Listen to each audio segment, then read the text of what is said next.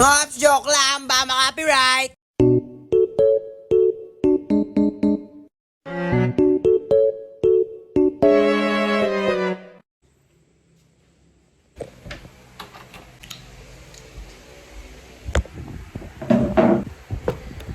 So yun nga no, I will explain to you on what are the 10 commandments. Hindi, joke lang. Ngayon, explain ko kayo sa inyo kung ano yung 10 commandments, tapos kung ano ang kanilang kahalagaan. Bakit ba natin kailangan sundin ng 10 commandments? Sa aking palagay ay kailangan natin sundin ng 10 commandments upang tayo ay malusog at mas mapabuti pa ang ating eating habits. Ngayon ay tayo naman dumako sa unang commandment. Ang unang commandment ay kumain ng iba't ibang pagkain. Sa ating pagkain ng mga iba't ibang putay ay nagbibigay ng isang hanay ng mga nutrients sa katawan. Nagtataguyod ng mabuting kalusugan at maaring makatulong na mabawasan ang panganib ng sakit. Ang pangalawang commandment naman ay sa unang 6 months ni baby, breastfeeding lamang. Mula 6 months, bigyan din siya ng ibang angkop na pagkain. Ang gatas ng ina ang best source ng nutrition na kailangan ng isang sanggol mula pagkapanganak. Breastfeeding serves as your baby's first vaccine. Ang breast milk ay nagbibigay ng nutrients at antibodies na akma para sa sanggol upang ito ay may lakas at laban sa mga infeksyon. Ito ay best sa kanya hanggang siya ay mag 2 years old. Ang pangatlong commandment naman ay kumain ng gulay at prutas Araw-araw. Ang diet na mayaman sa mga gulay at prutas ay maaari magpababa ng blood pressure, mabawasan ang panganib ng sakit sa puso at stroke, maiwasan ang ilang uri ng cancer, mas mababang panganib ng problema sa mata at digestive, at magkaroon ng positibong epekto sa blood sugar na makatutulong na mapanatili ang gana sa pagkain. Ang pangapat na commandment ay kumain ng isda, karne, at iba pang pagkain may protina.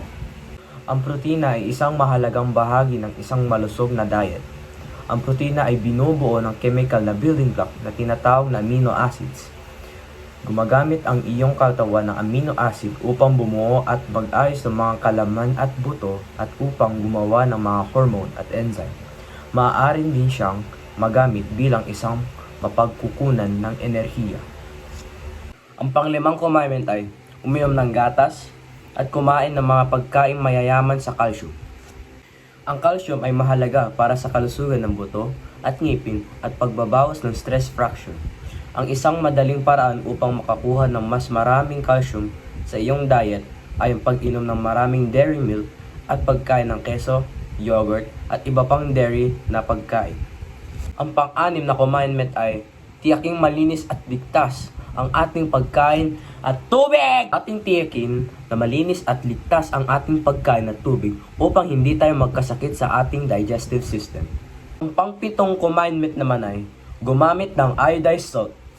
Ang kahalagaan kung bakit natin kailangan gumamit ng iodized salt ay upang mag-reduce ang ating iodine deficiency. Ang pang-walong commandment naman ay hinay-hinay sa maalat, mamantika, at matatamis. Kailangan natin maghinay-hinay sa maalat, mamantika, at matatamis na pagkain upang hindi tayo magkaroon ng high blood pressure, heart disease, o di kaya diabetes.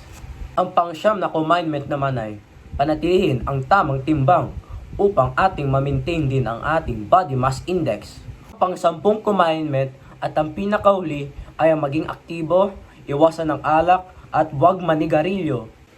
Kailangan natin maging aktibo upang masundan natin ang pang-siyam na commandment na panatilihin ang tamang timbang. Ating iwasan ang pag-iinom ng alak upang ating maiwasan ang liver disease.